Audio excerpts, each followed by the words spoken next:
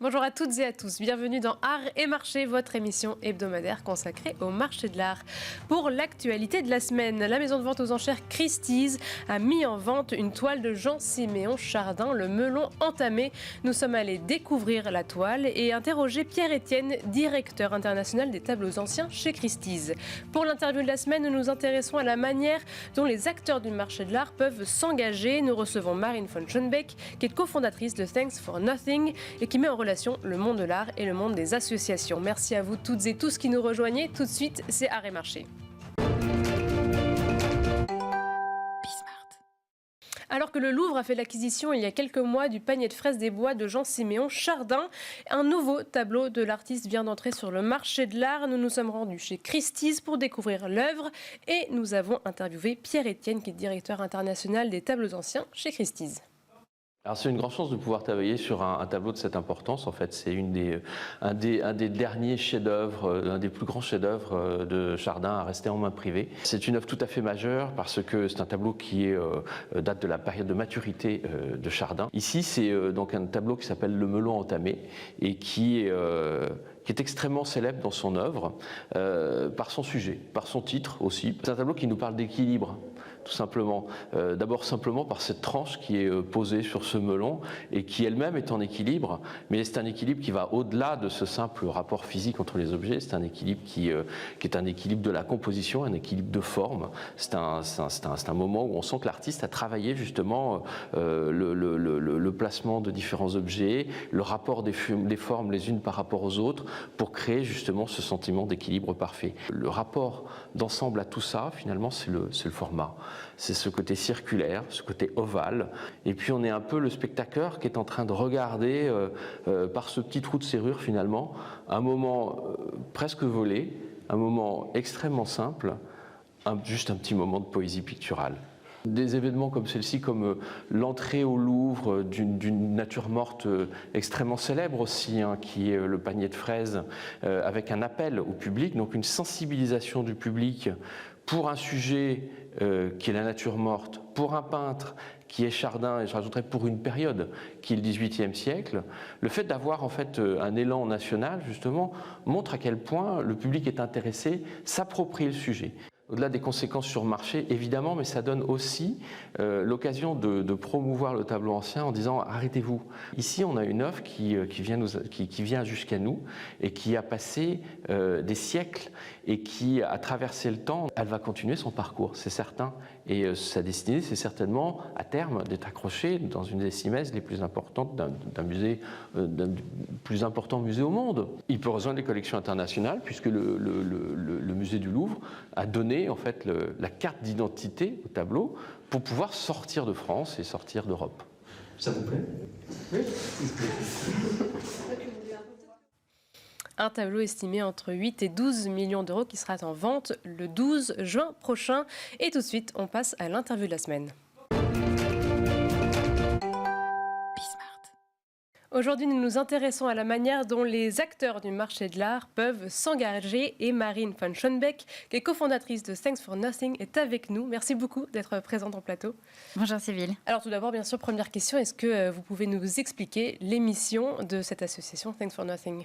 Oui, alors Thanks for Nothing, c'est une association créée en 2017, donc il y a maintenant 7 ans, dont le but est de créer des ponts, des dialogues très concrets entre des projets culturels, que ce soit des expositions, des festivals, des projets dans l'espace public, des conférences, et tout ça pour avoir un impact social, donc travailler avec des associations. Donc c'est vraiment un lien entre les artistes et des associations de terrain pour avoir des projets vertueux. Voilà, alors justement, vous avez donné quelques exemples de projets. Quels sont ces projets concrètement ? Est-ce que peut-être qu'il y en a un en ce moment que vous menez qui serait un exemple assez parlant sur ce que vous avez fait depuis ces dernières années ? Oui, alors en ce moment, justement, on a une exposition qui est une exposition de préfiguration d'un lieu qu'on va ouvrir dans 4 ans, qui va s'appeler La Collective, et qui sera notre futur centre d'art et de solidarité, donc qui incarnera vraiment les valeurs de Thanks for Nothing et qui ancrera toute notre programmation au sein d'un bâtiment qui est l'ancien hôpital Saint-Vincent-de-Paul, dans le 14e arrondissement de Paris. Et donc ce site, ce sera plus de 3500 mètres carrés, dédié à des expositions, des résidences d'artistes, une programmation de spectacles vivants, des conférences, des projections de films et aussi des installations dans l'espace public avec des œuvres installées pour que le public puisse naviguer entre les différents points de notre centre d'art. Et en plus de ça, comme on dit qu'on fait le lien entre la culture et la solidarité, on a invité Emmaüs Solidarité, par exemple, à créer un centre d'hébergement d'urgence au sein de nos espaces qui sera véritablement en dialogue avec, par exemple, les résidences d'artistes.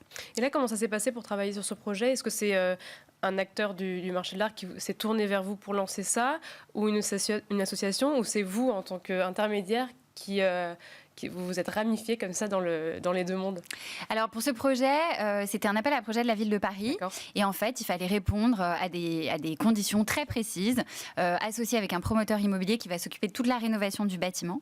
Et donc on a remporté cet appel à projet en 2020 face à de nombreuses équipes, y compris des structures très prestigieuses qui étaient face à nous. Donc on était évidemment très honorés. Et c'est un travail sur le temps long parce que ce chantier est très important. Et évidemment pour nous, c'est une ambition très forte d'ancrer toute la programmation qu'on fait depuis 7 ans.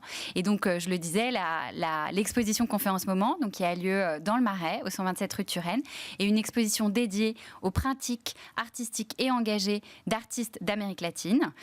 Et ça va être pour nous une façon de montrer ce que sera la programmation de la collective, c'est-à-dire devenir une référence pour être le lieu à Paris où on découvre toutes les créations contemporaines et engagées à travers le monde. Et jusqu'à présent, avec quels acteurs du marché de l'art vous avez travaillé? Quelle typologie d'acteurs, j'ai envie de dire? Alors nous, on a la chance depuis 7 ans de travailler avec des acteurs qui sont aussi bien publics que privés. On a commencé nos premiers projets, par exemple, au Palais de Tokyo. On a fait des projets ensuite avec le Centre Pompidou, le Musée du Louvre. On organise depuis 7 ans un colloque avec le Musée du Louvre, un colloque sur la question de l'art et de l'engagement. Celui de cette année, en 2024, sera le 26 septembre. Donc ça, c'est pour la partie institutionnelle. Et en plus de ça, on travaille avec énormément de galeries pour à la fois faire découvrir le métier de galeriste à des scolaires ou des bénéficiaires d'associations qu'on soutient. Donc pour ça, on a créé le mois Art et Engagement qui cette année aura lieu au mois de septembre.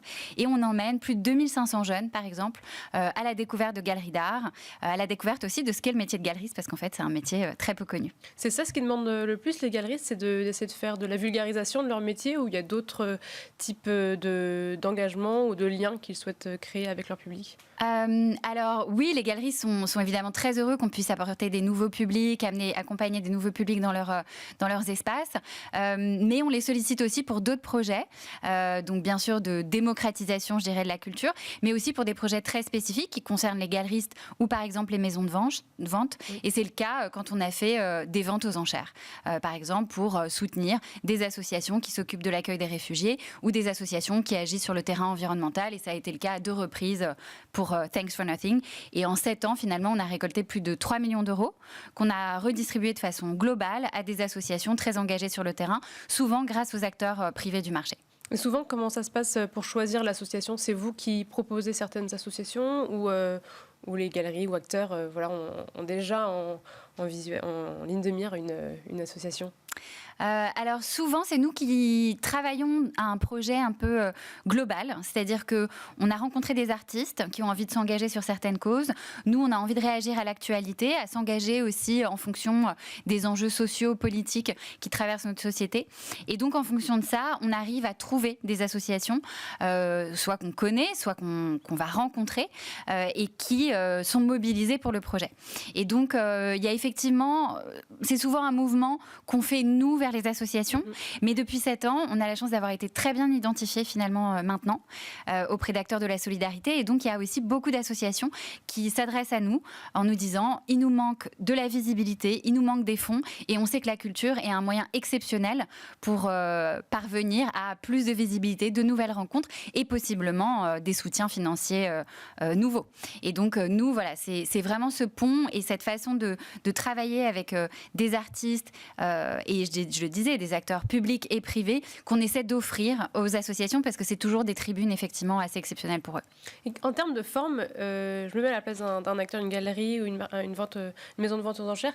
Est-ce qu'il y aurait un format qui serait qui aurait le plus d'impact sur le sujet sur lequel on voudrait s'engager? Est-ce que c'est une question qui est pertinente? Oui, c'est une question qui est pertinente, bien sûr. Mais c'est surtout qu'en fait, à chaque fois, le format dépend un peu justement du projet et de la finalité. C'est-à-dire que, pour vous donner un exemple très concret, nous, on est plutôt partisanes pas forcément de faire des grands dîners de gala qui sont là pour soutenir des associations qui manquent de tout. En plus, voilà, communiquer sur. Voilà, c'est des formats qui sont bien, qui fonctionnent, etc. Mais pour nous, c'est des formats qui peut-être sont un peu antinomiques avec la cause choisie, parce que un grand dîner de gala, quand on parle aussi d'inclusion, de pauvreté, de difficulté d'accès à certains avantages, bon, il y a un choc quand même, ne serait-ce que visuel. Exactement. Il y a un choc visuel et un peu conceptuel. Oui. Et donc, nous, on essaie toujours de trouver des formats différents. Donc, pour chaque projet, on essaie de réfléchir vraiment à quelle est la cause et comment est-ce qu'une exposition peut être le meilleur moyen d'y répondre, ou une vente aux enchères. Mais dans ce cas-là, la vente aux enchères, on ne la réduit pas à une vente aux enchères, on en fait aussi une exposition, comme ça a été le cas de notre premier projet. Par exemple, au Palais de Tokyo, c'était 30 artistes mobilisés qui nous ont donné des œuvres pour les vendre. Mais on a décidé, avant la vente aux enchères qu'on avait faite avec la maison de vente Christie's, d'exposer ces œuvres au Palais de Tokyo et d'en faire une exposition gratuite au sein de laquelle les associations soutenues étaient présentes. Et ça, pour nous, c'est très important parce que c'est plus le marché de l'art seul qui fonctionne, c'est le grand public qui est amené à comprendre comment le marché de l'art peut fonctionner, tout en comprenant aussi des sujets sociaux, comme la question de l'accueil des réfugiés, qui déjà en 2017 était très forte et qui va continuer à progresser dans les années à venir à la défaveur du réchauffement climatique. On sait que beaucoup de réfugiés climatiques vont apparaître. Et donc voilà, et grâce à ces moyens, exposition et vente aux enchères, donc associer les deux, ça permet d'ouvrir en fait le champ, pas seulement aux amateurs d'art, pas seulement au marché de l'art, mais aussi au grand public et de combiner la force des deux. Et j'imagine aussi que ça doit être la même chose pour tout ce qui est prix, résidence. Ça, ce sont aussi des formes qui peuvent avoir peut-être un impact très direct sur le soutien artistique, pour le coup, vraiment proche de l'artiste. Oui, tout à fait. Alors, les résidences, ça, c'est vraiment très intéressant pour nous, puisqu'on aura des ateliers d'artistes et des ateliers logements dans le futur centre d'art que nous allons avoir à Saint-Vincent-de-Paul. Donc, on va accueillir des artistes en résidence tout au long de l'année. Et donc là, dès cette année, on commence à accueillir notre première artiste en résidence, qui s'appelle Effet Godoy, qui est une artiste trans-brésilienne et qu'on accueille à Paris depuis maintenant 2 mois. Et dans quelques jours, le 25 avril, elle sera exposée pour sa restitution au Drawing Lab, donc rue de Richelieu. Et le projet sera gratuit, accessible à tous jusqu'au mois de juin. Donc on invite évidemment tout le monde à participer à ce projet. Et vous avez raison, c'est la question de la résidence, c'est un vrai accompagnement sur mesure de l'artiste. Là, par exemple, comme notre lieu n'est pas encore ouvert, on a dû lui trouver un logement, une résidence, un atelier pour qu'elle puisse travailler dans Paris, en fait. Des aspects très concrets. Et ensuite, évidemment, un cadre un peu institutionnel pour qu'elle puisse présenter son travail à Paris, rencontrer des professionnels du monde de l'art, des professionnels du marché de l'art aussi. Bien, merci beaucoup Marine von Schönbeck, merci d'avoir été avec nous pour nous expliquer ces ponts entre acteurs professionnels du marché de l'art et associations. Je rappelle que vous êtes cofondatrice de Thanks for Nothing et quant à nous, on se retrouve la semaine prochaine pour un nouveau numéro d'Art et Marché.